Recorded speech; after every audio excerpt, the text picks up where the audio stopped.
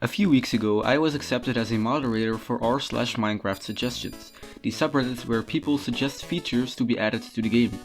While many of these ideas have been added to the game, sadly a lot of them get lost and never see the light of day.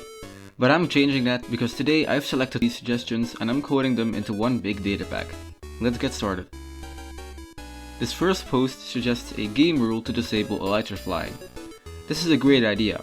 So the way we're going to do this is quite simple. When we detect an Elytra in the player's armor slot, we make them automatically drop the item on the floor with the same NBT data. This way there can be no more flying. Now let's test this out in the game.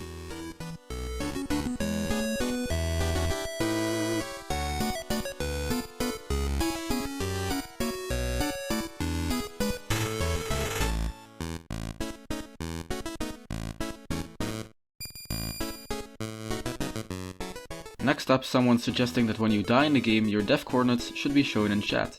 I think it's a great idea, for example if you want to more easily find your lost items when you die. This one should also be pretty quick. I'm making an x and z variable that stores the player's coordinates. When you die, it simply displays those coordinates along with a little message in the chat for you to see. Let's test it out.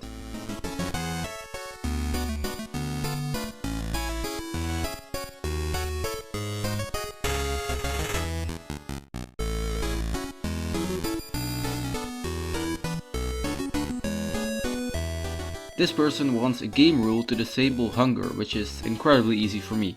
To disable hunger, you simply give a player the saturation effect with an amplifier of 255. So let's check it out.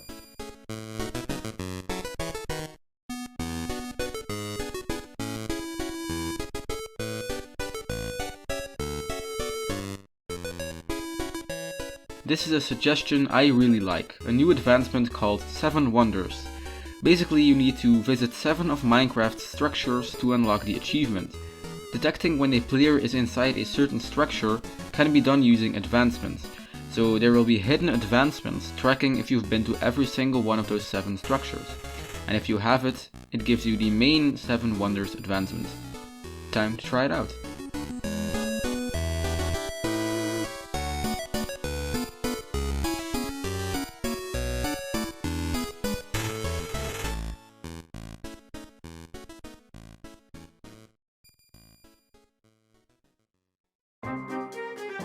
When you fall into the void in the end, there's really nothing that can save you, which is a bummer. Even coarse fruit doesn't help, but I'm here to change that. When a player eats coarse fruit in the end void, the code will use the /spreadplayers command to teleport them to the nearest safe location. Let's see it in action.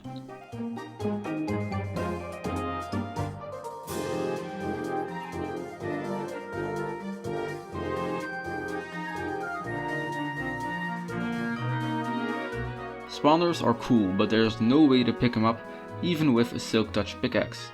This post suggests that when you mine a spawner with Silk Touch, it drops an empty spawner to place as decoration. This is easy enough, but for some reason the spawner does not want to be empty when placed in survival mode. To fix this, we'll detect when the player places a spawner in survival mode and make it empty that way. Let's check it out.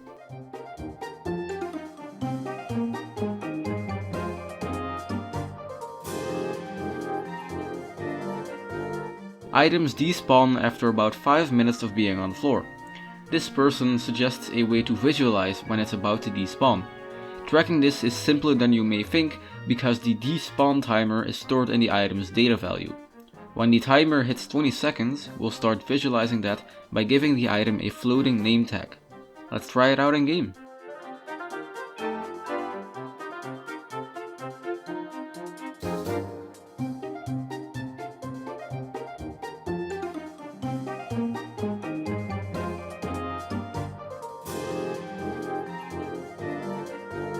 To add to the game's lore, this user suggests that zombies under y=0 should have a small chance to hold a stone pickaxe.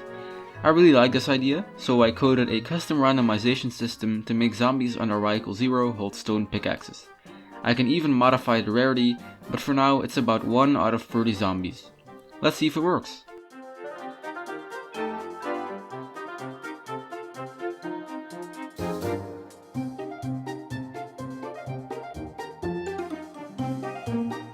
We all know about Mushroom Fields, the home of the mushroom mob, and not a single hostile mob in sight. Or so you thought, because for some reason phantoms still spawn here when you haven't slept in 3 days. A good suggestion I found was to disable this from happening in the Mushroom Fields biome. Once again we detect whether a phantom is inside the boundaries of the biome, and if they are, we simply end their life. Let's test it out right now.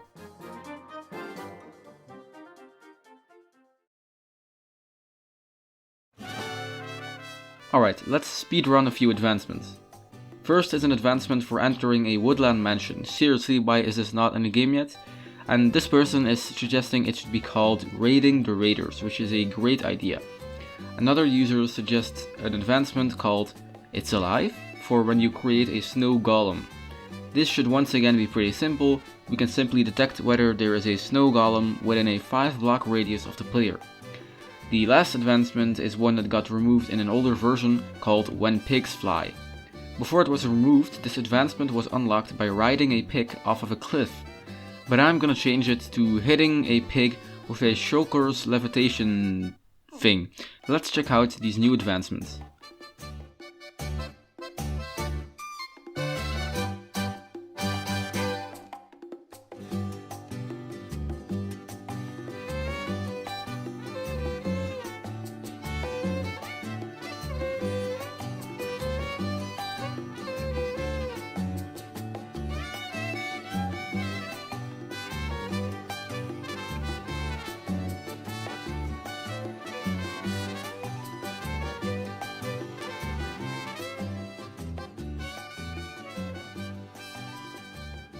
This user suggests that you can mix colors in a crafting table. I got a little carried away and actually ended up adding almost 20 color combinations. I won't bore you with every single one inside of the game, but here's all of them listed quickly. I'll also show a little demo of it in game.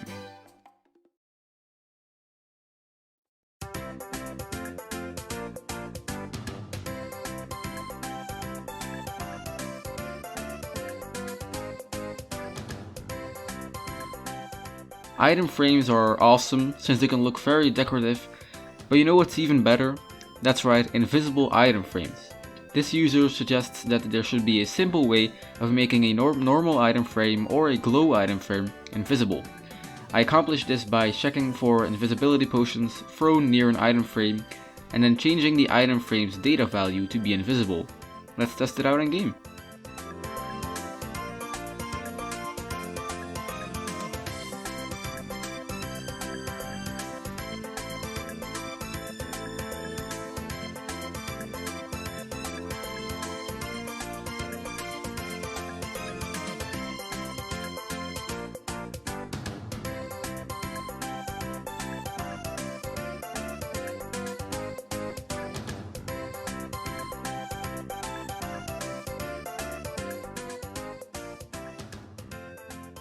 It's quite a pain to track when your Elytra is going to break.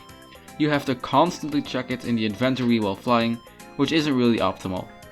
This post suggests adding a durability meter above your hotbar, which I added by tracking the Elytra's durability data value to a scoreboard and displaying that neatly above your hotbar.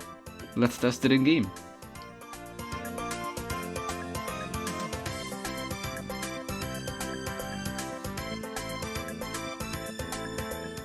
And there we have it. A big thank you to the moderators and admins there who let me make this and who approved me as a moderator in the first place. The links to all the original posts will be included with the finished datapack, which will be linked below. I will be updating this mod sporadically in the future when I see your good ideas on the subreddit, so go there and let out your greatest ideas. For now, I'll thank you for watching, subscribe for more, and don't forget to stay safe.